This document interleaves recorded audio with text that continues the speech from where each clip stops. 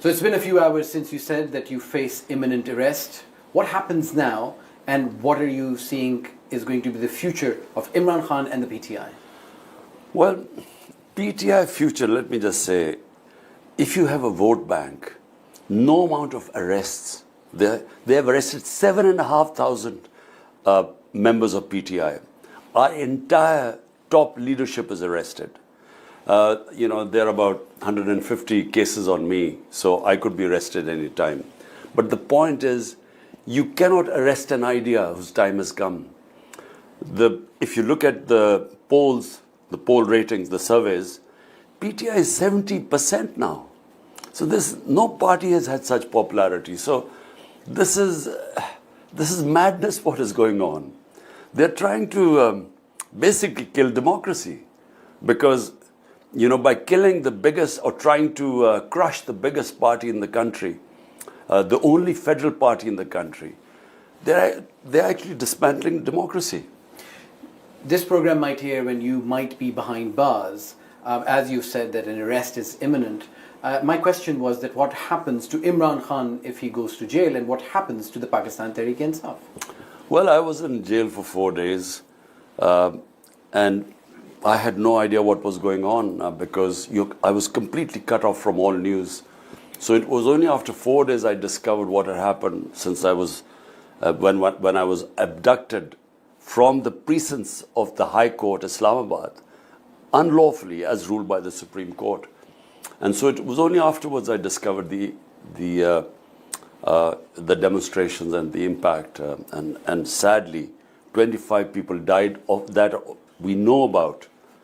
And there were up to 600 people who got injured. 600 people got injured. So what I don't want is, if I am jailed again, I do not want violence. Because violence feeds into the narrative of the PDM or these parties who are petrified of elections, because they then use that violence to then clamp down on us and this crackdown on us, where anyone affiliated with PTI is just thrown into jail. But the 7,500 people who've been arrested, as the government has been saying, the cases against them are of incitement, aiding, abetting, violence. We saw ambulances being burned, public property being torched. These are people who are chanting for you. Look, all this is, you can easily, through a proper investigation, find out that a party for 27 years has never indulged in violence. When I was shot, they almost killed me. 12 of our people got bullet wounds. Even then there was no arson. I mean, surely when they try and kill the head of a party and people saw me in hospital, yet you never saw any buildings being burned and all this happening. This was a pre-planned thing. And in front of your viewers, I'm saying any independent investigation will prove this. How can the Corps Commander's house, now remember, I have grown up in Lahore. Corps Commander house is about 2 miles from my house. We know the amount of security there. How come demonstrations were allowed to walk all the way 2 hours from Liberty Chalk to there? How come there was no police there? How come it was left unguarded? And what about the CCTV footage? Why don't they bring that footage out? You will know who did what. This was a conspiracy. They used that. They burned the house. I know we didn't do it because the head of our Punjab president, Dr. Yasmin, she's sitting there and telling the demonstrators, don't go inside the house. But they've got videos of your leaders saying that we have to go to the GHQ. Shahriar Afridi, for instance, there's a video of him calling for people to go to the GHQ. Going to the GHQ is not a crime. It is part of Pakistan. You can demonstrate peacefully anywhere in this country. And when they see me being abducted by the army, the natural response would have been demonstrating peacefully in front of GHQ or whatever. But no one called for violence. Not one of our leaders said that you go and break things or burn down buildings. But we've never done it in 27 years. So all I want is an independent investigation. I'm confident that everyone will be exposed. We know where the police burned their vehicles. We know Radio Pakistan, Peshawar. There was no demonstration there. How come it got burned down? The demonstrator was 3 miles away. So I think, and why hasn't there been an investigation? That 25 people were shot, straight bullet wounds. All the people, hundreds of 600 people getting bullet wounds. How come there's no investigation there? In France, you see people demonstrators throwing petrol bombs at the police. How come no one shoots them there? I mean, there are demonstrations all over the world.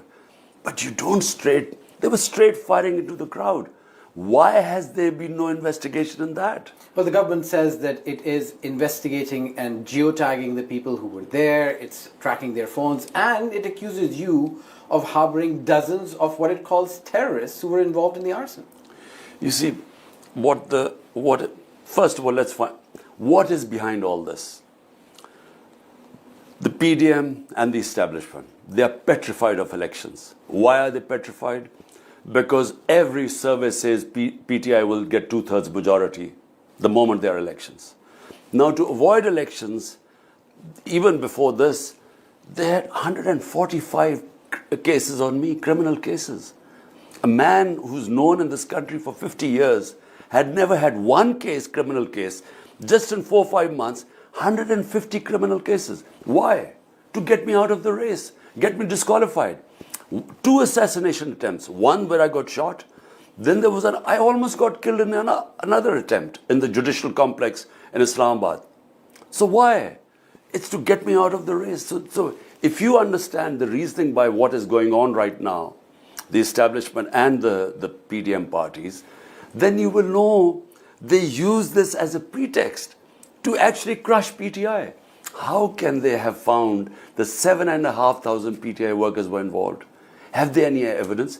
Most of them have not even been produced in a court of law. They've just conducted a reign of terror, breaking people's houses, walking in the middle of the night. Anyone who's PTI has been attacked by the security agencies. Independent analysts say that there's a pattern to what happens in Pakistan. Whoever is in government says they're on the same page, as you did when you were in power. Now the people who are in power say they're hand in glove with the military establishment. The relationship has never been better as it is now. And when they come in the opposition, they accuse the party in power of taking them out of politics. Look, 2 different things now. Never, in my 3.5 years of power, can you tell me of any incidents like what has been happening to us for 1 year? The PMLN was cracked down on. The television screens were not allowed to air their interviews. Their leadership was rounded up, including their women as well. This is what they're saying on television screens. It is just such a bunch of lies. First of all, during our time, there were only 5% of the cases against them.